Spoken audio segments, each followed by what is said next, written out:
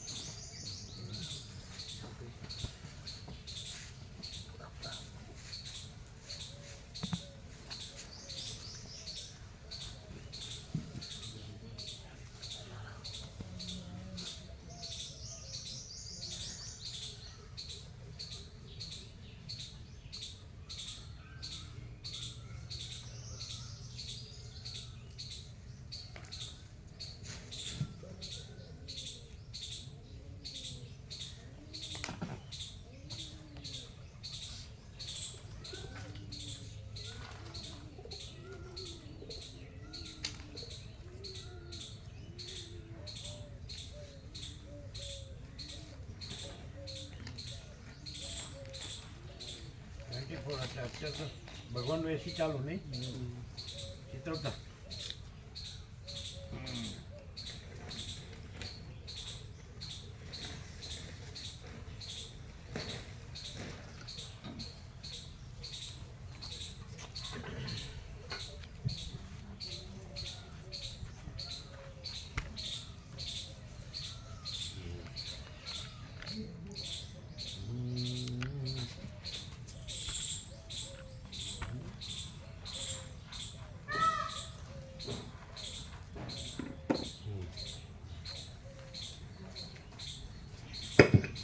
ઓમ બરાબર છે.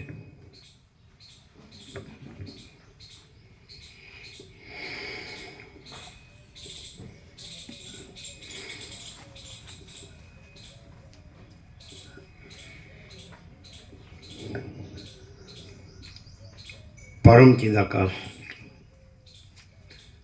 પરમ જ્યોતિ, અખંડ જ્યોતિ, અનંત પૂર્ણ, પરમ ચિદાકાશ, પરમ શાંતિ, સ્વયં સિદ્ધ, स्वयं प्रकाश, स्वयं पूर्ण, स्वस्वरूप, यही सब कुछ है, इसके सिवा कुछ नहीं है। शून्यभास, अनंत कोटि, महाकल्पो है ही नहीं। वशिष्ठ राम, निर्वाण उत्तरार्थ, राउंड 38मो राउंड। અહીંથી એકદમ ક્ષેત્ર ફોકસ કરે છે, એકદમ અહીંયા તમારે આવે હિમાલય તો અહીંયા છે અને શિયાળા ભગવાન નથી, ઋતુએ નથી, અહીંથી ક્ષેત્ર ફોકસ કરે છે તમારે આવે અહીં તો એકદમ છે, સેન્ટર જ છે તમારે આવે તમારે પાછળ નહીં આવતી, અહીં તો ફૂલ આવે છે, પછી આમ એકદમ ઓરા જ છે આખો તમારે આવે હા એકદમ નિર્મળ શીતળ એકદમ પવિત્ર।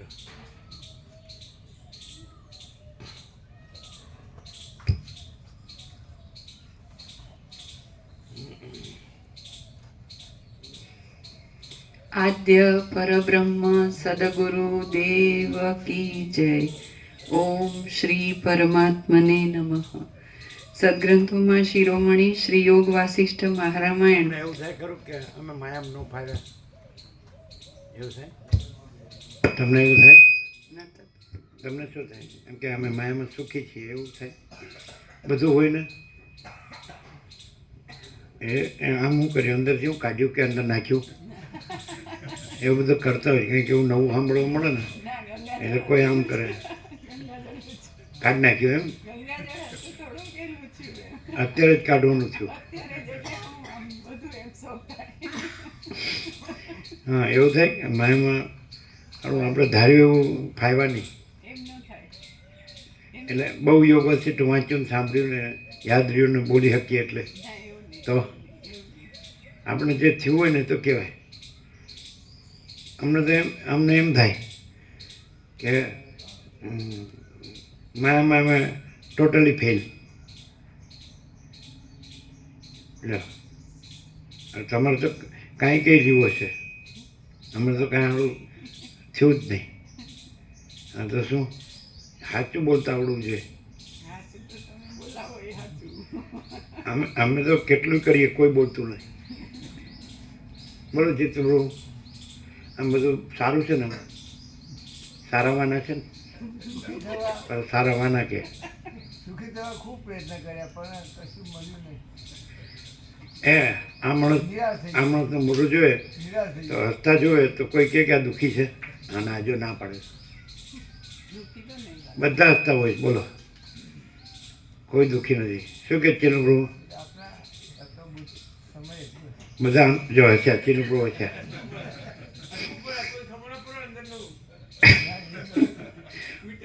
અંદર આનંદ હોય તો જ બહાર હસવું આવે.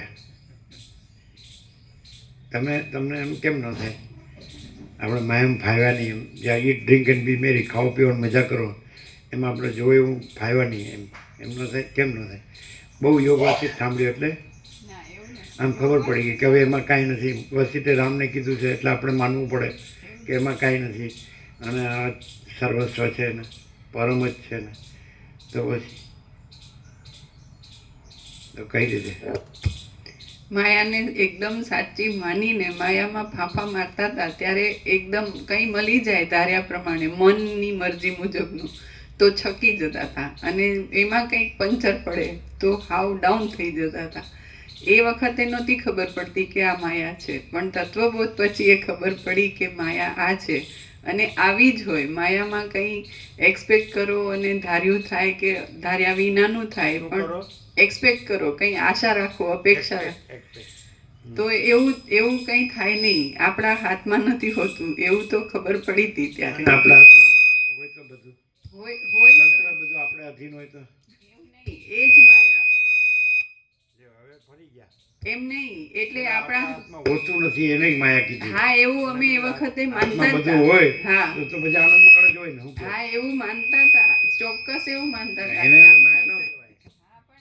કહેવાય. તત્વબોધ પછી એ ખબર પડી કે આ મારું માનવું જે છે ને, આ હું અને મારું માનવું એ જ માયા.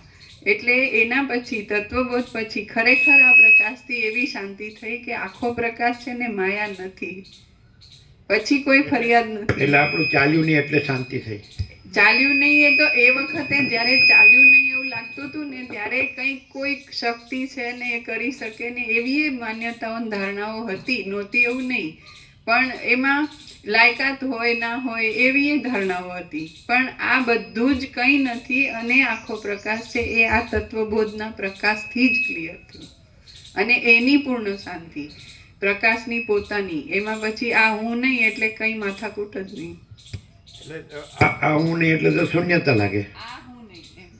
એટલે હું છું એ કાંઈ નહીં એટલે એવું શૂન્યતા લાગે. નહીં, એવું નહીં. 3 ક્લેરિટી પ્રભુએ ચોક્કસ કરી આપી છે. 3 ક્લેરિટી.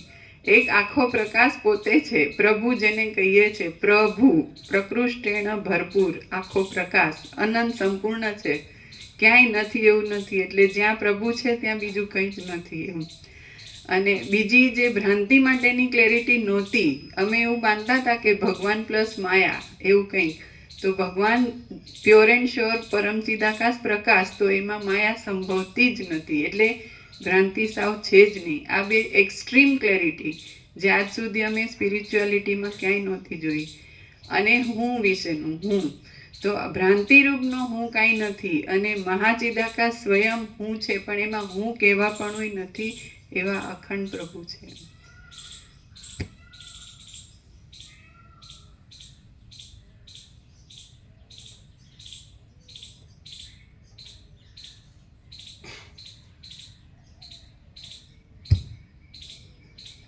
સદગ્રંથોમાં શિરોમણી શ્રી યોગ વાસિષ્ઠ મહારામાયણ નિર્વાણ પ્રકરણ ઉત્તરાર્ધ, પેજ નંબર 1545, 1545, સર્ગ 135મો.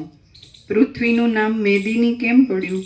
આ 135મા સર્ગમાં ભૂતોનો સમૂહ જ્યારે શબનું માંસ ખાઈ જશે અને રુધિર પી જશે ત્યારે મેદ વડે આખી પૃથ્વી વ્યાપ્ત થયાનું અને શેષ રહેલા રુધિર વડે રુધિરનો સમુદ્ર થયાનું વર્ણન કરવામાં આવશે.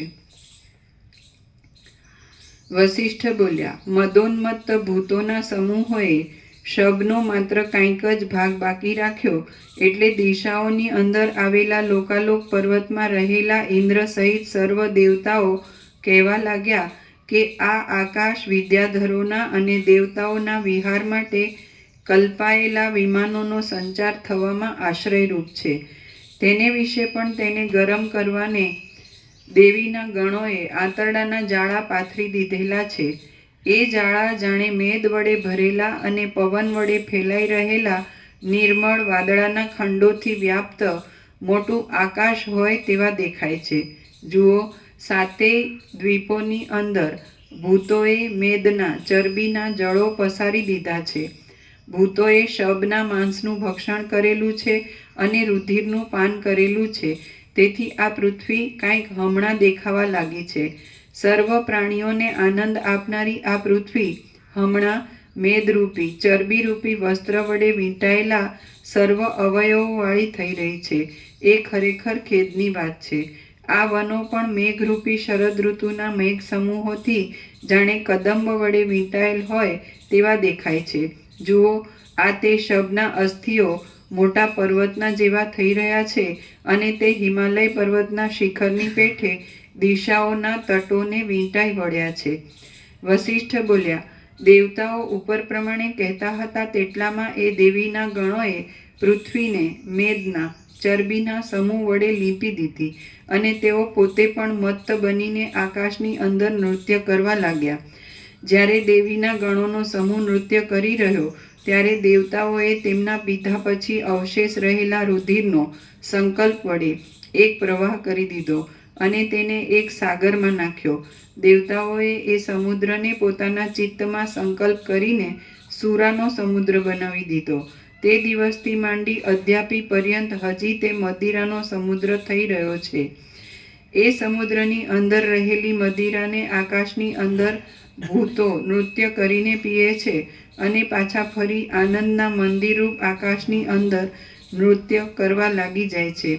જાણે અદ્યાપી પર્યંત તે જ ભૂતો હજી કાયમ હોય તેમ તે મદિરાના સમુદ્રથી વર્તમાન સમયમાં ભૂતો પણ મદિરાનું પાન કરે છે અને આકાશની અંદર યોગેશ્વરી જોગણીઓ નાગણો સહિત નૃત્ય કરે છે. એ ભૂતોએ પીધા પછી અવશેષ રહેલા મેદના સમૂહો પૃથ્વીમાં સુકાઈ ગયા. તેને લીધે પૃથ્વીએ મેદિની નામ ધારણ કર્યું. એ પ્રમાણે વર્ણવેલા ક્રમથી જ્યારે શબનો ક્ષય થઈ ગયો અને પાછો દિવસ તથા રાત્રિનો ક્રમ શરૂ થયો ત્યારે પ્રજાપતિએ પાછી નવી પ્રજા સર્જી અને પૃથ્વીની અંદર પાછો પૂર્વ પ્રમાણે જ સૃષ્ટિનો દેખાવ થઈ રહ્યો. શ્રી યોગ વાસિષ્ઠ મહારામાયણમાં નિર્વાણ પ્રકરણના ઉત્તરાર્ધનો શવોપશમ નામનો સર્ગ 135મો સમાપ્ત. સર્ગ 136મો અગ્નિદેવે કહેલું શબનું વૃત્તાંત.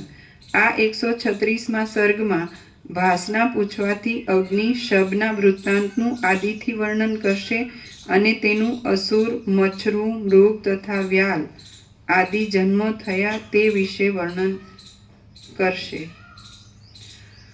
ભાસ બોલ્યો, હે રાજા દશરથ, સાંભળો. હું તે સમયે અગ્નિના વાહનરૂપ પોપટની પાંખના મૂળમાં એક ખૂણામાં રહ્યો હતો. મેં મહાન અગ્નિદેવને પૂછ્યું, હે ભગવાન, હે સર્વયજ્ઞના ઈશ્વર, હે સ્વાહાના અધિપતિ હુતાશન, આ શબ પ્રથમ કોણ હતું અને અત્યારે શા નિમિત્તથી તેની આવી દશા થઈ? અગ્નિદેવ બોલ્યા, હે રાજા, ત્રૈલોક્યની અંદર પ્રકાશી રહેલા અનંત શબનું સર્વ વૃત્તાંત હું બરાબર અખંડ રીતે તમને કહું છું, તે તમે સાંભળો. અનંત નિરાકાર એક પરમ ચિદાકાશ છે અને તેની અંદર આ અસંખ્ય જગતો પરમાણુની પેઠે રહેલા છે. એ શુદ્ધ ચિદાકાશ સર્વવ્યાપી છે, સર્વના આત્મારૂપ છે અને તેની અંદર ક્યાંક પોતાની મેળે જ વિષયાકાર જ્ઞાનને રૂપે સંકલ્પ સ્ફૂર્તિ થઈ પછી તમે જેમ કોઈ પથિકની ભાવના કરતા સૂઈ જાઓ તો પોતાના આત્માને સ્વપ્નમાં પથિક રૂપે દેખો, તેમ તેણે પોતાની ભાવનાના બળથી પોતાના ચિન્મય સ્વભાવને લીધે પોતાને તેજના પરમાણુરૂપ જીવરૂપ જોયો. એ પરમાણુ અજ્ઞાનરૂપ આવરણને લીધે પોતાના સ્વરૂપને ન ઓળખતા અણુરૂપ જીવરૂપ થઈ રહ્યો અને તેણે પોતાના પ્રકાશમય સ્વરૂપને સંકલ્પમય તથા કમળમાં રહેલા રજના જેવું સૂક્ષ્મ પરમાણુ રૂપે અનુભવ્યું. પછી તે પોતાની વૃદ્ધિની ભાવના કરવાથી પોતે જ ચક્ષુ આદિ ઇન્દ્રિયરૂપ થઈ ગયું અને તેણે પોતાના કાલ્પનિક શરીરમાં તે ઇન્દ્રિયો રહેલી છે એવો અનુભવ કર્યો. એ પછી તમે જેમ સ્વપ્નમાં કોઈ નગરને દેખો તેમ તેણે આધાર આધેય ભાવરૂપે થઈ રહેલી ચક્ષુ આદિ ઇન્દ્રિયો તથા શબ્દ સ્પર્શ આદિ તેના વિષયોને તેમજ 5 ભૌતિક જગતને દીઠું. તેમાં કોઈ એક અસુર જાતિનો જીવ હતો.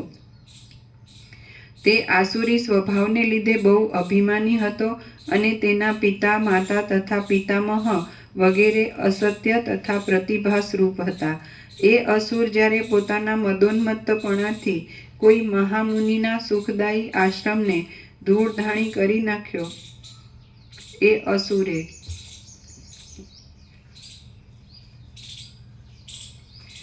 અસુરે જ્યારે પોતાના મદોન્મત્તપણાથી કોઈ મહામુનિના સુખદાયી આશ્રમને ધૂળધાણી કરી નાખ્યો ત્યારે મુનિએ તેને શાપ આપ્યો કે તે તારા અતિ સ્થૂલ શરીરને લીધે મારા આશ્રમનો નાશ કર્યો છે. માટે તું મૃત્યુને પ્રાપ્ત થઈ અધમ મચ્છરારૂપ થઈ જા. પછી જેમ વડવાના જળનું શોષણ કરે તમારે ગોવાપડું નથી આવતી ને, શીતળતા નથી આવતી ને, તમારે નથી આવતી. એમ તો એકદમ બરફીલી કૈવલ્ય પરમ નિર્મળતા પરમ શીતળતા. તમારે નથી આવતી ને?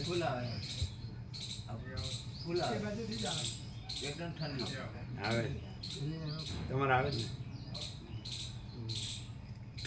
પછી જેમ વડવાનલ જળનું શોષણ કરે તેમ તે જ સમયે મહામુનિના તે શાપરૂપ અગ્નિએ એ અસુરને ભસ્મ કરી નાખ્યો. એ અસુરનું ચેતન નિરાકાર અને નિરાધાર હતું તથા આકાશના જેવું અસંગ હતું. તે સુષુપ્તિમાં મૂર્છિત થઈ ગયેલા ચિત્તની પેઠે મૂર્છિત બની ગયું. તે અવ્યાકૃત ચેતન સમાનતાને લીધે ભૂતાકાશની મહાભૂતરૂપ આકાશની સાથે એકતાને પ્રાપ્ત થઈ ગયું અને પછી તે પોતાના અંદર રહેલા વાયુની સાથે એકતાને પ્રાપ્ત થયું. તે ચેતન વાત પ્રાણવાયુરૂપ થઈ ગયું અને હવે પછી તે મશક આદિ જીવનું નામ ધારણ કરશે. પછી તે પ્રાણવાયુ, પૃથ્વી, જળ, તેજ અને આકાશ એ 4 ભૂતોથી વ્યાપ્ત થઈ રહ્યો. જેમ આકાશની અંદર પવનનો સૂક્ષ્મ અંશ સ્વાભાવિક રીતે જ ક્રિયાવાન થઈ રહે છે તેમ અપંચીકૃત ભૂત વડે પંચ તન્માત્રારૂપ થઈ રહેલો એ ચિન્માત્ર તત્વનો સૂક્ષ્મ અંશ સ્વભાવ વડે જ ક્રિયાશક્તિથી યુક્ત થઈ ગયો. વર્ષા ઋતુ આદિ કાળ, પૂર્વ દિશા આદિનો પવન અને વર્ષા ઋતુ આદિના જળના સંયોગોથી અંકુર ઉત્પન્ન કરનાર બીજ જેમ પૃથ્વીમાં પ્રકટ થઈ જાય છે તેમ પ્રાણવાયુની અંદર રહેલું તેનું ચેતન પણ ક્રમે કરી જ્ઞાન શક્તિ વડે યુક્ત થઈ ગયું. શુદ્ધ એવા મહાત્મા મુનિના શાપને જાણનારા અને પોતાને મચ્છરારૂપે સમજી બેઠેલા તે અસુરનું પ્રાણની અંદર રહેલું જીવ ચૈતન્ય એ મચ્છરાના સંસ્કારો વડે વિંધાઈ ગયું અને પોતાની અંદર પાંખ તથા પગ આદિ મચ્છરાના અવયવોને કલ્પી લઈ મચ્છરારૂપ બની ગયું. એ મચ્છરું એક સ્વેદથી ઉત્પન્ન થનાર પ્રાણી છે. નિશ્વાસ માત્રથી ઉડી જાય એવા હલકા શરીરવાળું છે અને મચ્છરાના રૂપને ધારણ કર્યા પછી માત્ર 2 દિવસ જ તેનું જીવિત રહે છે. રામ બોલ્યા, હે મહારાજ, આ જગતની અંદર સર્વ પ્રાણીઓનો જન્મ યોનિથી જ છે કે પછી બીજા પ્રકારે પણ તેની ઉત્પત્તિ સંભવે છે? વસિષ્ઠ બોલ્યા, બ્રહ્માથી માંડી તૃણ પર્યંત સર્વ પ્રાણીઓની ઉત્પત્તિ 2 પ્રકારે હોય છે. એક બ્રહ્મમય અને બીજી ભ્રાંતિજન્ય. એ બંને વિશે હું વિવેચન કરું છું તે તમે સાંભળો. અનાદિકાળથી રૂઢ થઈ રહેલી જગતની ભ્રાંતિને લીધે પંચભૂતો તથા તન્માત્રાઓ વડે રંગાઈ જઈ તે આકારે પ્રાણીઓની જે ઉત્પત્તિ થાય છે તે ભ્રાંતિજન્ય છે અને દ્રશ્યમાં તેની સંગતિ ઠીક મળે છે. બાકી નિત્યમુક્ત બ્રહ્મની અંદર જગતની ભ્રાંતિનું ભાન જ હોતું નથી, પરંતુ તેને વિશે તો પોતાની મેળે જ વિવર્ત રૂપે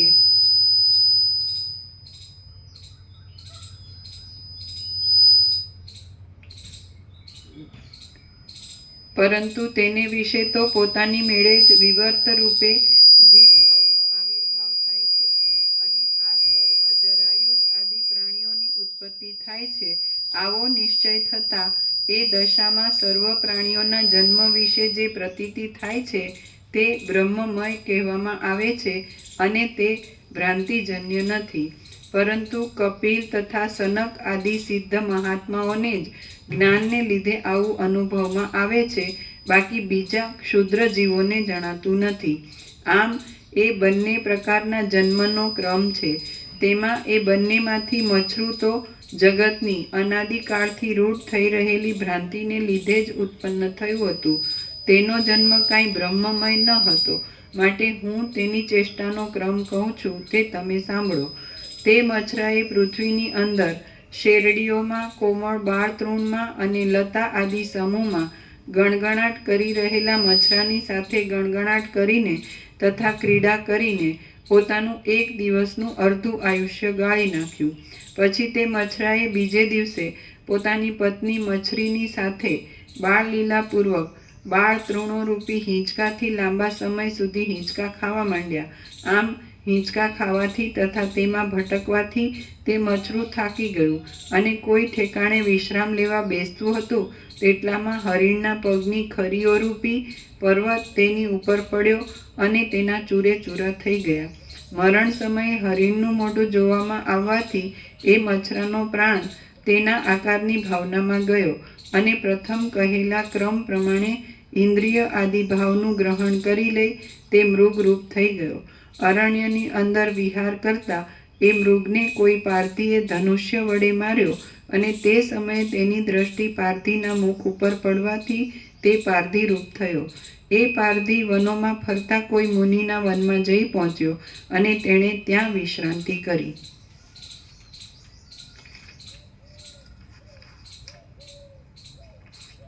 મુનિનો સંગ થતાં તેમણે તેને આ બોધ આપ્યો: તું ભ્રાંત થઈ જઈને અજ્ઞાનને લીધે આ શું કરે છે? અતિ લાંબા જન્મ, જરા, મરણ આદિ સંસારના દુઃખો ભોગવવા માટે તું મૃગોને કેમ મારે છે? તું કેમ આ ક્ષણભંગુર જગતની અંદર મહાફળ આપનાર અહિંસા તથા અભયદાન આદિ શાસ્ત્ર મર્યાદાને પાળતો નથી? આયુષ્ય પવન વડે હાલક ડોલક થઈ રહેલા વાદળાના સમૂહમાં ચંચળ રહેલા જળના જેવું ક્ષણભંગુર છે. ભોગો મેઘોરૂપી ચંદરવાની અંદર ચમકારા મારતી વીજળીના જેવા ચંચળ છે. યવનના વિલાસો જળના વેગની પેઠે ચપળ છે અને શરીર પણ ક્ષણવારમાં પડી જાય એવું છે. માટે હે પુત્ર, અનર્થોની પરંપરારૂપ સંસારથી ત્રાસ પામી જઈ તું અહિંસા તથા અભયદાન આદિ ઉપાયોથી સર્વ અનર્થની નિવૃત્તિ કરનાર અને નિરતિશય આનંદ આપનાર આત્યંતિક દુઃખ નિવૃત્તિરૂપ મોક્ષની શોધ કર. શ્રી યોગ વાસિષ્ઠ મહારામાયણમાં નિર્વાણ પ્રકરણના ઉત્તરાર્ધનો મશક વ્યાધ બોધન નામનો સર્ગ 136મો સમાપ્ત. સર્ગ 137મો પરકાયા પ્રવેશ કરવાથી સ્વપ્ન આદિનો અનુભવ. આ 137મા સર્ગમાં પારધીના પૂછવાથી મુનિ પોતે ધારણાના અભ્યાસથી કરેલા પરકાયા પ્રવેશ વડે બીજા કોઈનું પોતે દીઠેલું સ્વપ્ન કઈ બતાવશે. પારધી બોલ્યો: હે મહારાજ, જો એમ હોય તો દુઃખનો ક્ષય થવામાં હેતુરૂપ થાય એવો વ્યવહારનો જે ક્રમ અતિ કઠિન કે અતિ મૃદુ ન હોય તે આપ મને કહો. મુનિ બોલ્યા: હમણાં જ આ ધનુષ્ય અને બાણને મૂકી દઈ તું મુનિઓમાં પ્રસિદ્ધ એવા યમ, નિયમ, વિચાર આદિ આચારનો આશ્રય કર અને દુઃખથી રહિત સુખમય સ્થિતિથી અહીં રહે.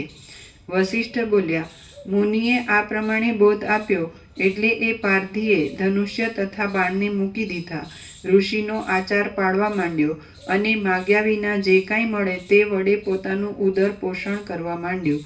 પછી જેમ કોઈ એક પુષ્પ પોતાની સુગંધને લીધે મનુષ્યના ચિત્તમાં આનંદ ઉત્પન્ન કરવા માટે પ્રવેશ કરે છે તેમ મુનિના આચારને પાળનાર તે પારધી થોડા જ દિવસોમાં સારાસારનો વિવેક કરવાની શાસ્ત્ર પ્રસિદ્ધ પદ્ધતિમાં પ્રવેશ કરવા લાગ્યો. હે શત્રુઓને દંડ દેનાર દશરથ રાજા, એક દિવસ તે પારધીએ મુનિશ્રેષ્ઠને પૂછ્યું કે હે ભગવાન, પ્રાણીઓની અંદર રહેલું સ્વપ્ન જાગ્રતની પેઠે બહાર કેમ દેખાય છે? પ્રાણીઓની નીચે ટાંચ છે. ટીકાકારે 5 પ્રકારે પ્રશ્નનું વિવરણ કરેલું હોવાથી તે 5 પ્રશ્ન અહીં જણાવ્યા છે, પણ એક જ પ્રશ્ન વિશેષ સંગત જણાય છે કે હે મહારાજ, અંદર રહેલું સ્વપ્ન બહાર રહેલા જાગ્રત પ્રપંચની પેઠે કયા ઉપાયથી સ્પષ્ટ રીતે દેખાય, જે ત્રીજા પ્રશ્ન રૂપે દર્શાવવામાં આવ્યો છે.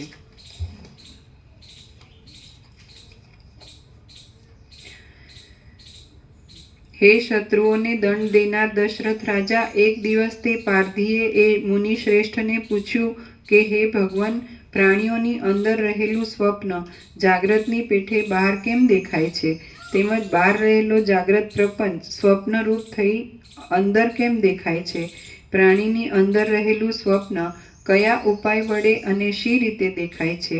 અંદર તથા બહાર રહેલો પ્રપંચ સ્વપ્નરૂપ થઈ કેમ દેખાય છે? વળી જો પ્રપંચ જો સ્વપ્નરૂપ હોય તો પછી અંદર અને બહાર એ 2 પ્રકારે કેમ દેખાય છે?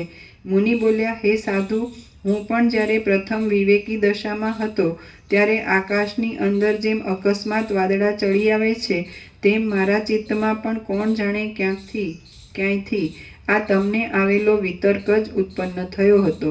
પછી તેનો નિર્ણય કરવાની ઈચ્છાથી મેં ધારણાનો અભ્યાસ કર્યો અને પદ્માસનવાળી હું સર્વ પ્રાણીઓના આત્મારૂપ ચિત્ત સત્તાની અંદર સ્થિર થઈ રહ્યો. સાયંકાળે સૂર્ય જેમ પોતાની કાંતિ વડે તડકાનું આકર્ષણ કરી લે છે, તેમ મેં તે સ્થિતિ વડે જ દૂર વિષયોમાં વિક્ષિપ્ત થઈ રહેલા ચિત્તનું પ્રત્યાહાર દ્વારા પોતાના હૃદયમાં આકર્ષણ કરી નાખ્યું. પછી પ્રાણની અંદર રહેલી ચિત્તસત્તાની પ્રેરણાથી મેં જીવની ઉપાધિરૂપ ચિત્તની સાથે પ્રાણને પુષ્પથી બહાર નીકળેલા સુગંધની પેઠે શરીરમાંથી રેચક પ્રાણાયામ વડે બહાર કાઢ્યો. પછી બાહ્ય આકાશમાં રહેલા ચિત્તથી યુક્ત એ પ્રાણવાયુને મેં મારી આગળ ઊભેલા કોઈ મનુષ્યના મુખ પાસે રહેલા તેના પ્રાણવાયુમાં જોડી દીધો. આમ તે મનુષ્યનો પ્રાણવાયુ મારા પ્રાણવાયુ સાથે મિશ્ર થઈ ગયો. પછી જેમ કોઈ રીંછ રાફડામાં મોઢું નાખીને પોતાના મુખના વાયુ વડે ખેંચવાની ચેષ્ટા કરીને પોતાના આહારરૂપ સર્પને મુખમાં પકડી મારી નાખે અને પોતાના હૃદય પ્રત્યે લઈ જાય, તેમ તે મને પોતાના હૃદયની અંદર લઈ ગયો. હું તેના પ્રાણવાયુ રૂપી ઘોડાથી તેની અંદર બેઠો હતો અને પરસ્પર મળેલા બંને પ્રાણને અનુસરી રહ્યો હતો. તેના દેહમાં પ્રવેશ કરી મેં મારી બુદ્ધિથી આ સંકટોનો અનુભવ કર્યો. સ્થૂળ અને સૂક્ષ્મ એવી નાની નાની નદીઓ વડે જેમ કોઈ બહારનો પ્રદેશ સર્વ પ્રકારે વ્યાપ્ત થઈ રહ્યો હોય છે, તેમ ફર્યા કરતા રસથી ભરેલી અનેક નાડીઓ વડે એ શરીર ચારે બાજુ વ્યાપ્ત થઈ રહ્યું હતું. તે જીવના રહેવાના ઘરરૂપ હતું. પાંસળાના હાડકારૂપી પાંજરા વડે અને યકૃત તથા પ્લીહા આદિના પિંડો વડે તે શરીર પાત્ર આદિ અનેક સામગ્રીઓથી ભરેલા ઘર જેવું હતું અને તેમાં મારે માંડ અંદર પેસી શકાય એમ હતું. સમુદ્ર જેમ ગ્રીષ્મ ઋતુના તાપ વડે તપેલા તરંગોના સમૂહો વડે વ્યાપ્ત હોય છે, તેમ તે જઠરાગ્નિના જોરથી અસ્ફુટ રીતે વિચિત્ર અવાજ કરી રહેલા સર્વ ઉષ્ણ અવયવો વડે વીંટાયેલું હતું. વળી તે શરીરમાં જીવિત જળવાઈ રહે તેટલા સારું તેમાં ચિત્ત અને પ્રાણ આદિ વાયુઓની ક્રિયા નિરંતર ચાલ્યા કરતી હતી. વળી તેમાં બહારના વાયુનો નાસિકાના અગ્રભાગ દ્વારા અંદર પ્રવેશ થતો હતો, એટલે તેમાં બહારની નવી નવી શીતળતા પ્રવેશ કરતી હતી અને તેથી તે શરીર ચેતનવાળું જણાતું હતું. રુધિરને નાડીઓના માર્ગમાંથી જુદું કરનાર રસ, કફ અને ચરબી આદિના સ્ત્રાવથી તે ચીકણું થઈ રહ્યું હતું. તેમાં ચોતરફ ઘાટો અંધકાર પથરાઈ રહ્યો હતો. તેમાં ગરમી ભરી હતી. તે અનેક સંકટોના આશ્રયરૂપ હતું અને તેને નરકની ઉપમા આપવી યોગ્ય જ હતી. કોઈ નાડીઓમાં રસ, રક્ત આદિ ધાતુઓ ભરાઈ રહેતી હતી તો કોઈ ઠેકાણે તે ધાતુઓ બહાર નીકળતી હતી. ક્યાંક સહેલાઈથી સંચાર થવાથી પ્રાણવાયુ સ્પષ્ટ રીતે ગતિ કરતો હતો, તો ક્યાંક રસ્તો રોકાઈ રહેવાથી તે અસ્પષ્ટપણે ગતિ કરતો હતો. આથી સાતેય ધાતુમાં કાંઈ સડો પેસતા વધઘટ થવાને લીધે ભાવિ રોગોનું સૂચન થતું હતું. શબ્દ કરી રહેલા વેગયુક્ત અપાન આદિ છિદ્રોમાં ગતિ કરતા પવન વડે તે શરીર શબ્દાયમાન થઈ રહ્યું હતું. તેના હૃદયરૂપી કમળની નાળની છિદ્રની અંદર અગ્નિની શિખા કિંવા જઠરાગ્નિ, સમુદ્રની અંદર રહેલા વડવાગ્નિની પેઠે જાજ્વલ્યમાન થઈ રહ્યો હતો. પ્રાપ્ત થતા અનેક વાસનામય પદાર્થો વડે તે અંદર ભરપૂર થઈ રહ્યું હતું. વાયુઓ સહિત ઇન્દ્રિયો વડે તે બંધાયેલું હતું અને સાક્ષીરૂપ આત્મચૈતન્યની દ્રષ્ટિએ જોઈએ તો તે સ્વચ્છ હતું. રાત્રિએ ચોરો વડે પીડાયેલા નગરની પેઠે તે ચિત્તવૃત્તિઓના અને પ્રદેશના ભેદને લીધે કોઈ ઠેકાણે ક્યાંક શાંત દેખાતું હતું અને કોઈ ઠેકાણે ક્યાંક ક્ષોભને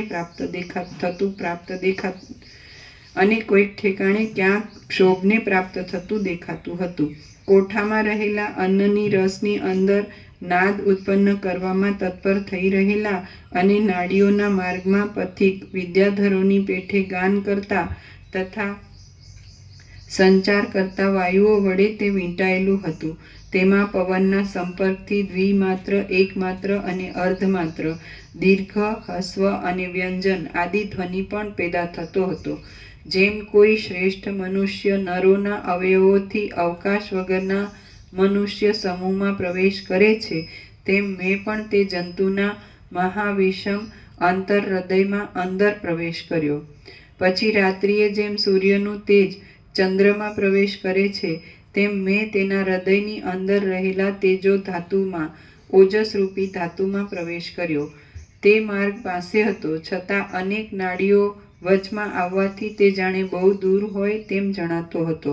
જેનાથી ત્રણેય લોક અરીસાની પેઠે જોવામાં આવે છે અને જે ત્રૈલોક્યની સર્વ વસ્તુઓનો દીવાની પેઠે પ્રકાશક છે, તે જીવાત્મા તેજની અંદર રહે છે.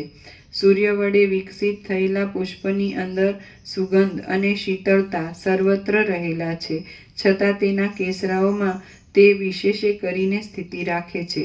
તે જ પ્રમાણે જીવ શરીરની અંદર સર્વ ભાગમાં રહેલો છે, છતાં ઓજસમાં, તેજરૂપી ધાતુમાં તે વિશેષે કરીને સ્થિતિ કરે છે. જીવનમાં આધારરૂપ એ ઓજની અંદર હું અલક્ષિતપણે દાખલ થઈ ગયો. ઘડાની અંદર ઢંકાયેલો દીવો જેમ ઘડાના સૂક્ષ્મ છિદ્રમાંથી અંદર સંચાર કરતા પવનથી રક્ષાય છે, તેમ તે ઓજ ચારે બાજુ પ્રાણવાયુઓ અને તે ઇન્દ્રિયોના અભિમાની દેવતાઓથી રક્ષાતું હતું. પછી જેમ સુગંધ પવનમાં પ્રવેશ કરે છે, સૂર્ય રાત્રિએ ચંદ્રમામાં પ્રવેશ કરે છે અને જળ માટીના વાસણમાં પ્રવેશ કરે છે, તેમ મેં જીવની સાક્ષાત ઉપાધિરૂપ એવા મનોમય કોષ, વિજ્ઞાનમય કોષ અને આનંદમય કોષની અંદર પ્રવેશ કર્યો. જીવનું એ ઓજ, મનોમય કોષ આદિ ઉપાધિ જાણે કોઈ બીજા ચંદ્રમાના કિરણો હોય તેવું પ્રકાશમય હતું, ધોળા વાદળાના જેવું કોમળ હતું, માખણ તથા ગોળની પેઠે સ્નેહથી ને મધુરતાથી ભરપૂર હતું અને ક્ષીરસાગરના પરપોટાની પેઠે સુંદર હતું. તેમાં પ્રવેશ કરીને મેં પ્રવેશથી થયેલા શ્રમ વડે ઉત્પન્ન થયેલી વ્યગ્રતાને મૂકી દીધી અને મારા હૃદયની અંદર રહેલા ઓજની પેઠે જ મેં તેમાં સ્વસ્થપણે સ્થિતિ કરી. હવે પોતાના સ્વપ્નની પેઠે જ મેં તેની સ્વપ્ન સૃષ્ટિ અખંડિતપણે જોઈ. તે સૃષ્ટિમાં સૂર્ય, પર્વત, સમુદ્ર, દેવ, દાનવ અને માનવ રહ્યા હતા તથા વનોની અને નગરોની રચના જોવામાં આવતી હતી. વળી તેમાં બીજા લોકાંતરો અને દિશાઓના મુખો પણ દેખાતા હતા. દ્વીપો, સાગરો અને મહાસાગરો તેમાં જોવામાં આવતા હતા અને કાળનો તથા ઇન્દ્રિય આદિનો ક્રમ પણ તેમાં દેખાતો હતો. કલ્પ, ક્ષણ અને સર્વ ઋતુઓ પણ તેમાં જોવામાં આવતી હતી અને સ્થાવર જંગમ સર્વ પદાર્થો પણ તેમાં રહ્યા હતા. એ સ્વપ્ન સૃષ્ટિ અનાદિકાળથી પ્રવાહ રૂપે ચાલ્યા આવતા આ જગતના જેવી જ સ્થિર દેખાતી હતી. હું વિશેષે કરીને જાગ્રત અવસ્થામાં જ રહું છું અને નિદ્રા કાંઈ તેના અભાવરૂપ એવી જાગ્રત અવસ્થામાં હોતી નથી. માટે હું નિદ્રાને પ્રાપ્ત નહીં થયા છતાં આ શું સ્વપ્નને દેખું છું? એમ હું વિચાર કરવા લાગ્યો. પછી હે વ્યાધ, પ્રબોધને પ્રાપ્ત થઈ જઈ મેં તેનું સ્વરૂપ ઓળખ્યું. તે આ ચિદાત્માનું પ્રસિદ્ધ એવું એક ઈશ્વરી રૂપ હતું. આથી તે પોતાના ચિદાકાશમય સ્વરૂપને ઘટ પટ જગત જીવ આદિ જેવા નામ રૂપે દ્રઢ અધ્યાસપૂર્વક દેખે છે તેવા નામ રૂપે તે પોતે થઈ જાય છે. એ ચિદાકાશ રૂપ પ્રત્યક્ષ ચૈતન્ય જ્યાં જેવી ભાવનાપૂર્વક જેવા પોતાના પ્રબળ પરમાણુ બાંધે છે તેવા જ નામ રૂપવાળા પોતાના સ્વરૂપને તે અનુભવે છે. આમ છતાં તે પોતાના આકાશ જેવા નિર્મળ નિર્વિકાર સ્વરૂપને કદી પણ છોડતું નથી. આજ મેં જાણ્યું કે આ જે કાંઈ હમણાં મારા જોવામાં આવે છે તે સ્વપ્ન એવા નામથી કહેવાય છે અને તે પોતાના પ્રત્યક્ષ ચૈતન્યનો જ એક વિવર્ત કિંવા વિલાસ છે. ચિદાત્મા પોતાના ચિદાકાશમય સ્વરૂપની અંદર જે વિવર્ત ભાવરૂપ થઈ રહે છે તે કંઈક સ્વપ્નરૂપ અને કંઈક જાગ્રત રૂપ કહેવાય છે. બાકી જાગ્રત અને સ્વપ્ન એ બંને કંઈ જુદા પદાર્થ નથી.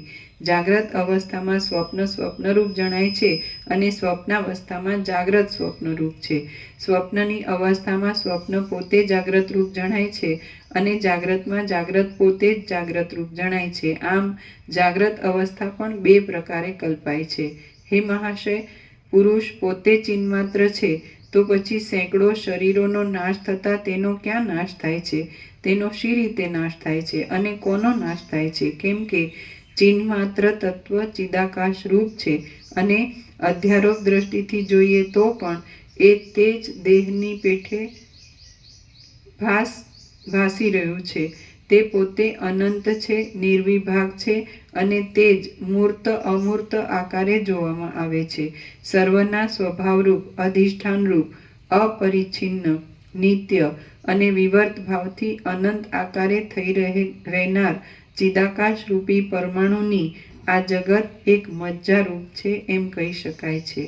જેમ એક અવયવની અંદર વિચિત્ર પ્રકારના તેના અવયવોના પરમાણુઓ રહ્યા હોય છે તેમ ચિદાકાશની અંદર સર્વ પ્રકારના જગતના જેમ એક અવયવની અંદર અવયવી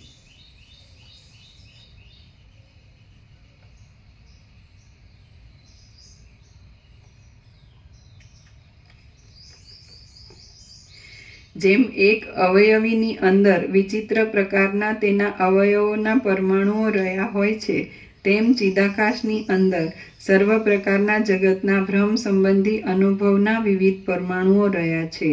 બહારની જાગ્રત અવસ્થાથી નિવૃત્ત થયેલો જીવના આધારરૂપ હૃદયની અંદર રહીને પોતાના સ્વરૂપને જ આ સ્વપ્ન સૃષ્ટિ છે એમ સમજે છે. એ સ્વપ્ન સૃષ્ટિને વિશે દેખાતા સર્વ પદાર્થો ચિદાત્માના જ એક વિવર્ત રૂપ છે. જીવ ચિત્ત દ્વારા બહિર્મુખ થઈને પોતાના સ્વરૂપને જ પોતે જ અનંત શુદ્ધ ચિદાકાશ છે. મા ચિદાકાશ સ્વ સમિતિ સહજ નિર્વિકલ્પ એટલે પૂર્ણ વિરામ. પોતે જ અનંત શુદ્ધ ચિદાકાશ છે અને એટલે પોતે જ એટલે મા ચિદાકાશ સ્વ સમિત્ય સહજ નિર્વિકલ્પ છે પૂર્ણ વિરામ. અને એ જ અનંત પ્રકાશ, અનંત આનંદ, અનંત શાંતિ છે પૂર્ણ વિરામ. જો હે સો હે છે ને. એટલે બધું આવી ગયું. પોતે જ અને પોતે જ ચૈતન્ય એટલે પ્રત્યેક ચૈતન્ય અને પોતે જ સ્વસમિતિ અને પોતે જ સહજ નિર્વિકલ્પ અને પોતે જ અનંત પ્રકાશ, અનંત આનંદ, અનંત શાંતિ પૂર્ણ વિરામ. જો હે સો હે.